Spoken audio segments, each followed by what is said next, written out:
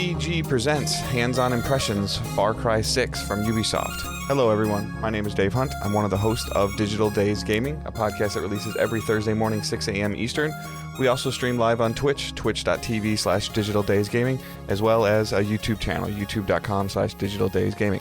You could be watching this on YouTube with an overview of my hands-on play, or you could be listening to it on our podcast services, and these are both will be the same. The audio will be uploaded to the podcast, and the audio will be embedded into the video on YouTube. This is something I've done in the past, and everyone seems to like it. So if you want to listen, you can listen. If you want to watch and listen, you can do that as well.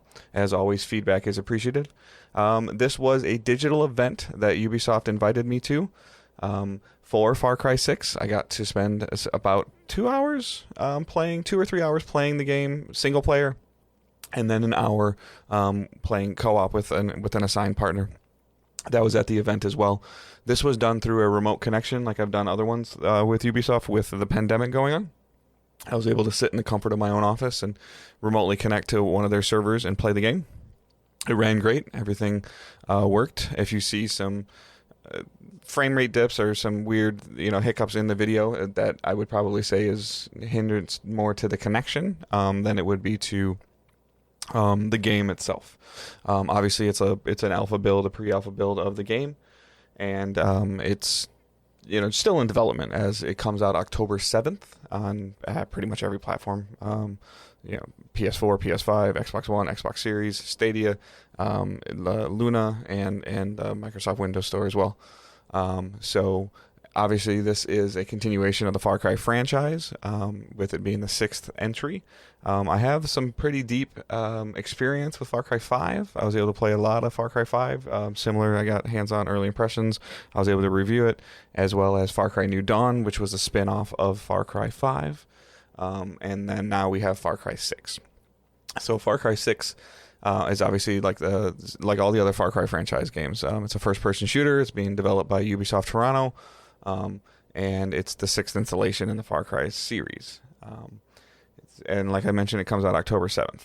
The first thing that I want to talk about right off the start is the co-op. So co-op has been a bit of a challenge for the Far Cry franchise over the last couple of years, where it worked and it's fun to play with your friend, but progression never continued over or shared. They seem to have solved that problem now to where it is full co-op through the whole game, like it has been previously, but the things that you find and the experience that you gain and that stuff does carry over. I believe that carried over in Far Cry 5, but the story progression didn't. So they're saying that the story progression will carry over in this. And I'll be curious to how that works, just because the little bit of time that I got to play with it, there does seem to be a very, very heavy emphasis on the story this time around. The story has always been important in the Far Cry franchises. It's focused primarily on the villains, obviously, and then this is no different. This one has a villain to focus on, and then you as a character, your character's name is Danny. You can pick whether you want to be a male or female. The character name doesn't change. The voice lines obviously change, but you are a guerrilla fighter.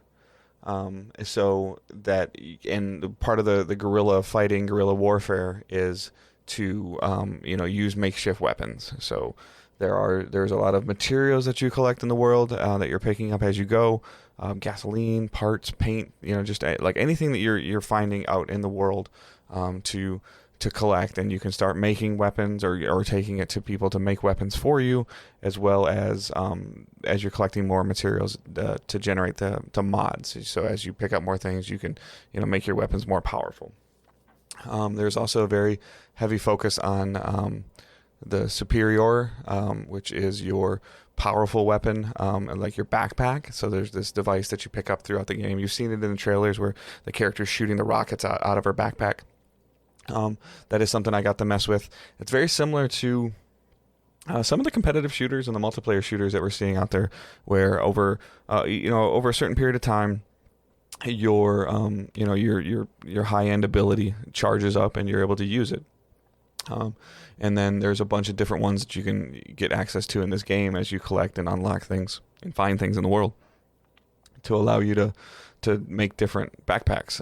And when you make different backpacks, there was one that obviously I got to mess with, a rocket launcher one, and then there was one that was like an EMP. So depending on what kind of what situations you're in as you're fighting in different kind of bases, it still feels very open world. So you can come across things and do things. There does appear to be a leveling system in here as well. So there might be some areas that might be a little bit too hard for you at first as you're trying to level your character up, and you'll probably get tons of XP from just playing story missions, but you'll get other XPs from attacking outposts or random things that are happening in the world. So I got a lot of very much of the world of Far Cry 5, which was very, very good. That took place in like a county in Montana that was made up for the game. But you would always run into different, outposts or different bases. And then, with Far Cry New Dawn, you actually had like a home hub where you did a lot of those upgrades. So it looks like they've kind of taken both of those systems and meshed them together. I feel like there's from what I can see, the little bit that I played is that there's a handful of smaller hubs throughout the world, like that you're in, which is supposed to be reminiscent of Cuba. And you have a dictator that is definitely a heavy-handed dictator. So there is, even though they say there isn't, there is definitely some political innuendos that are going on in this game, typical to the previous Far Cries, where you like Joseph Seed, the cult leader. So there was a lot of religious cult leaders. So there was a lot of things there where Ubisoft, like I've said it before on podcasts and impressions, where they get so close to pushing the envelope, and then they never really like push it over, and they never go off the edge. We have heard over the last couple of year and a half that Ubisoft is definitely focusing on more of a narrative-driven, stories instead of just relying on the open world only. And we'll see. It looks like there is a lot of characters that are in this game, companion characters that you can pick up, as well as characters that you are helping to hopefully join your rebellion as you fight against the dictator Anton Castillo, who is intent on restoring his nation back to its former glory by any means. His son Diego appears to be a focal point of the story, as well as there's some things that are happening with Diego in the game. I'm going to be very careful not to spoil anything that I was able to play. I don't really feel like I had any major story spoilers, but I do want to respect everybody's opinions and thoughts on when they want to be able to play the game and how they want to be able to play the game, and not to know much that's going on in there. So most of the stuff I'm talking about will have either been shown in the trailer or you'll see in the coverage that you're watching. But there's a heavy focus on Anton Castillo. There's a heavy focus on your character Danny, who actually gets to speak, which is the first Far Cry character that in a game that I played that I can recall speaking. It's been a long time. So there's plenty to unpack there with the direct story of dialogue back and forth with your character and obviously other non-playable characters, and then the inevitable dialogue, I'm sure, with Anton Castillo. And it typical Far Cry games, like it hits something hits hard right at the beginning to give you your character motivation and the player motivation, and it seemed to be very very, very story driven. Now, gameplay wise, this, other than the weapons being unique and crafting and being able to mod things out the way that you choose versus just kind of, picking up a weapon in Far Cry 5 or buying them at different shops that you would hit and different outposts. These ones, they all appear to have to be made. Like I said, guerrilla fighting and trying to burn the hierarchy regime to the ground. And you'll do that by any means necessary as a guerrilla fighter. But as I mentioned before, the gameplay didn't feel like it changed very much. They're not reinventing the wheel. They're not trying to do anything. It's a Far Cry game. It's a Far Cry game through and through. First person, like I mentioned, and the weapon, the uniqueness of the weapons and the story, the narrative story is what's going to carry this franchise. If you're looking for some, kind of maybe over-the-top antics that you saw maybe in Far Cry 5. I don't know if you're going to see those in this one. It definitely is there's a lot of give and take with the non-playable characters that you encounter at different outposts, and some of the issues that they have with some of the other non-playable characters that you meet, and trying to get everybody kind of on the same page. Everybody kind of has their own thoughts and about what's going on in the world and ways to handle it. and to see how this is all going to play out is super interesting to me, and how it's going to play out in a Far Cry style way is super interesting. We do have an interview to at the end of this episode that you guys can listen to. Again, thank you to Ubisoft as well as the Far Cry team for figuring out a way to make it so I don't have to travel during these pandemics, which is super super helpful. And Ubisoft has always been a company that's supported Digital Days Gaming from the beginning, and it's been fantastic company to work for. And again, they were able to provide me access to be able to remotely play. Check out the interview, and as always, feedback is welcome. And thank you guys for listening. All right, we are at a Far Cry 6 preview event. We have an interview opportunity. If you'd be kind enough to introduce yourself and tell us what you do on Far Cry 6, please.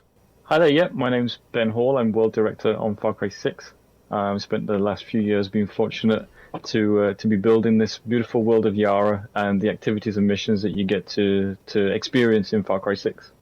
Awesome. So I guess just maybe like the quick overview, like what a world director actually does. I mean, obviously, like the easiest thing to say is you direct the world, but like, what does that really mean? Are you more like gameplay design? I mean, you're not narrative or story driven, so is it mostly the gunplay, or what is it? It's a great question, and world director is a job that kind of changes depending on the project and exactly what's needed, but really it is a fusion role of taking and working with the story, the gameplay, the art team, the level design team, and really making sure that all of those things can work within the landscape of Yara, and making a playground for people to explore and experience, and then making the fun elements on top of that. So really it's a hybrid role where it's working a lot with the different departments and making sure that we can create this cohesive, cool, beautiful place that you get to immerse yourself in for hours as you play Far Cry 6.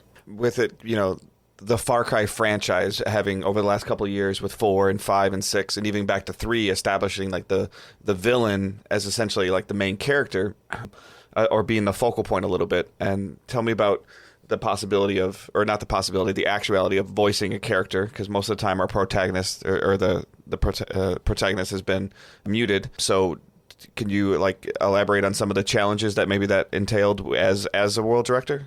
Yeah, having Danny speak was something we wanted to do from very early on. So really it actually opened up a lot of opportunities when it came to being able to call specific things out in the landscape and in the gameplay. So when it came to the world and having Danny being able to say things, they can comment on things like tripwires, things like security cameras, different NPCs that you can see or they can see. So it became like a helpful tool that we could use to help feed the gameplay, but also really ground Danny into that world, and then by proxy grounds the player into the world at the same time. And then what's the core inspiration? I mean, obviously, like Far Cry 6 is, as we've seen in some of the trailers and everything, is going with a little bit more, I guess, like scrap pieces to make weapons. Obviously, in what's kind of deemed to be like a walled off area, like a almost, I guess, maybe third world country style thing where there's not a lot of traffic in and out. So getting certain materials is a challenge, and they're using like they're living off the land and using materials. But how were you able to mix that with the Far Cry aesthetic that the players expect? Yeah, that's a great question. The philosophy of Resolver was, which is what you refer to there, with this idea of taking things and munging them together to create something different and something exciting or something explosive and chaotic, which is what one's all about. Was a philosophy that we saw when we were doing research and reference into different revolutions throughout history. When you look into the complexity of all of them, typically speaking, there's one side that need to be able to make do and mend. They need to be able to take what they've got and use it to help push them forward. But it's also something that we saw in Cuba as well, and Cuba being one of the big inspirations for Yara. It was something, the creativity with which things were created for everyday help was something that we really wanted to tap into and actually build into multiple facets of the game. So it's not just in the weapons, but it's also seen in the vehicles. It's seen in the houses, how people utilize different elements in interesting ways. But it also comes through to the way the world's being used as well. So even the military, to some extent, will be using this philosopher of Resolver, taking locations and they had an everyday purpose, like a school, for example, and switching it out and utilizing that school as a prison because they needed that space during this conflict and during this aggression that they're going through. So the Resolver philosophy runs through everything, and then the pinnacle of that really becomes the Resolver weapons, which is these weapons where you can take things like a motorcycle engine and some sardine cans and fuse them together and create a cool weapon that gives you more power and lets you fight like 100 against this regime that's attacking. So it really got born from reality and realism that we witnessed, and then we built into that creativity and wrapped it around everything that was Resolver. And can you speak onto, I hope I'm saying it right, like the Supremo weapon, or like it seems like essentially like a super weapon, something that you build, and then you build it up and then you can use it, but it's not something you can use on demand. It has a cooldown, like the inspiration or the building behind that. Yeah, the Supremo's the backpack, so you get to wear a different backpack as part of your loadout that comes with a particular play style, and it really came down to this idea of making one guerrilla fight like 1,000, which is the philosophy that Juan Cortez has, who's a character you'll meet, and he becomes your mentor, but he's also a mixture of Q and MacGyver. He takes things and puts them together to create chaos. That's what he's about. And what we wanted to do with that was allow Danny to have these abilities that let them fight back against this regime. So when you come up against a tank, what are you going to do to fight against that? You're going to need something to be able to help you out, and that's where the Supremos come in with the backpacks, and the Resolver weapons come in, which is these modified, constructed weapons that Juan creates, and they give you that edge and they give you that ability to play in a specific style. They also impact different missions and different scenarios differently depending on which one you've got. So you might take the one that fires the volley of missiles, which is great if you find yourself in a situation surrounded by tanks and vehicles. You can use that to give yourself the upper hand for a short amount of time before you make your next move. Or you might go in with like the Volta, which is an EMP system. So if you utilize that up front, it changes the battlefield in front of you and around you. So they impact the choices that the player gets in terms of play style. The gear system that, I've only been able to play for a little bit, but I'm already seeing what looks like the possibility of gear sets like poison protection or fire protection. So kind of as you're moving, I'm assuming as we're kind of progressing through the storyline and through the campaign, there's going to be certain scenarios that we go into that we might need to protect ourselves from poison more than fire, or fire more than poison. And then I think I've even seen like ammo sets. Can you kind of like briefly speak about the inspiration behind essentially like what looks like gear sets to me? Yeah, for sure. The gear sets really came down to when we were discussing about freedom of choice and allowing players to be able to push themselves into a different type of play style, and also give themselves advantages, like you say, in different scenarios. So the gear sets that you'll be able to, or the gear pieces you'll be able to find around the island, you'll be able to put these together, and some of them will give you specific advantages against different situations. And this really comes into the idea that the military themselves have each got a strength and a weakness, and then as you work your way through different scenarios, depending on how much time you've spent exploring and upgrading different pieces of gear, you'll be able to kit yourself out in a specific way to give yourself the upper hand. And it all plays back to this idea of the balance of power, and the fact that during a revolution, during this guerrilla situation, you find yourself in the balance of power really is firmly with Anton and his military. They've got equipment, they've got vehicles, they've got ammunition, and then you as a guerrilla need to kit yourself out in a specific way that you want to as a player, with player choice, but also as different situations unfold that we've crafted to push in certain directions, kind of like, okay, there's a lot of fire in this mission, so if you were to kit yourself out with the fire retardant gear, gives you an opportunity to be able to give yourself the upper hand in that situation. And something that we found out in the presentation that I know a lot of our community that listens to the show is I think will be very happy about, and I just want to double confirm it, is that full co-op for the whole game, and then the player gets to both players get to keep the progression now, right? So, yep, co-op's been a big feature that we've been looking into, at making sure that we can balance out the fairness between you and your co-op partner. So you get to keep the the things that you collect, the things that you find, so weapons, gear pieces, XP that you get along the way, and as you go through the journey with your co-op partner, you get to experience the missions in a fair way. You get to see your character in the cutscene. So we really wanted to make sure that co-op became something that you could both experience together, and you get to take a lot of that content with you back into your game. That's awesome. Is there anything else that you want the player base to know about Far Cry when they play it in October? Far Cry 6? Just that, I can't wait for the players to be able to get a hold of Far Cry 6 on October 7th. So yeah, I wasn't expecting that question. Yeah, no, it's something I always try to throw at people. So awesome. Thank you so much. Appreciate you taking the time to talk with us today. Thank you, and enjoy the rest of your play session. I will.